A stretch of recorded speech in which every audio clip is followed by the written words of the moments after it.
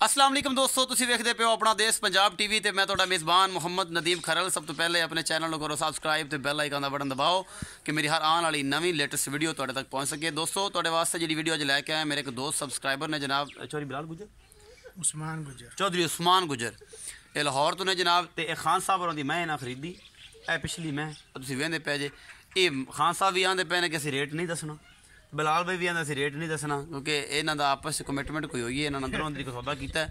अल्लाह जाने सुबह दे आए ने जनाब, चुआई जो है पास की है मैं जिन्ना 3 लाख ते 60,000 मुल कीता खान साहब जी। इन्हां ने प्यार मुहब्बत नाल लै लईए ते तुसीं दसना है कि तुहाडा खान साहब ने किन्ना रफड़ पिया ते किन्ना रौला पिया, आपे झगड़ के लई जे जिहड़ी भी लै ली तुसीं आदे अंदर दी गल तुसीं भावें ना दसो सानूं, लेकिन ये दसो कि झगड़ के लई जे तुहाडी आएं दी कदर होई है नहीं होई ते तुहानूं कोई साफ शफाफियत लगी इस काम च कि बस तुसीं आके पता ठगियां ने किहड़ियां वड्डियां, ये सारी गल दसो। जी नदीम साहब ने बड़े लड़ झगड़ के मैं लैके दित्ती है खान साहब तो ते बड़े प्यार मुहब्बत नाल लैके दित्ती ते भजन तुसीं इस ते मुतमन है वो अपना देश पंजाब टीवी दी टीम ते बिल्कुल बहुत मुतमन, कोई चोरी लगी होवे कोई चकारी लगी होवे अच्छे तरीके दे नाल सारा ट्रीट किया गया।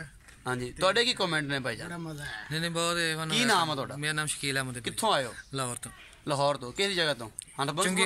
चुंगी अमर सदो तो। खान साहब तुसीं भी अपने कमेंट देने ने कि खान साहब ये किवें गल बनी है कि हुण तुसीं सवेरे सवेरे मेहरबानी तो कीती है ते बंदे दी किन्नी इज्जत होई है, बंदे आप दे ज़बान दस हैं तुसीं भी दसो। अच्छे दोस्त हैं आन चाल के इन्हां दी कदर होई है इत्थे।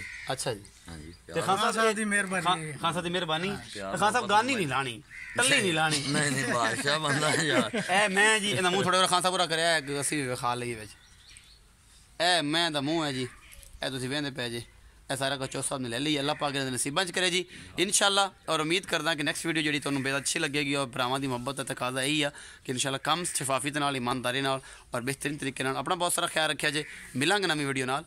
अल्लाह निगहबान। अल्लाह हाफिज़ चौथ साहब, अल्लाह हाफिज़।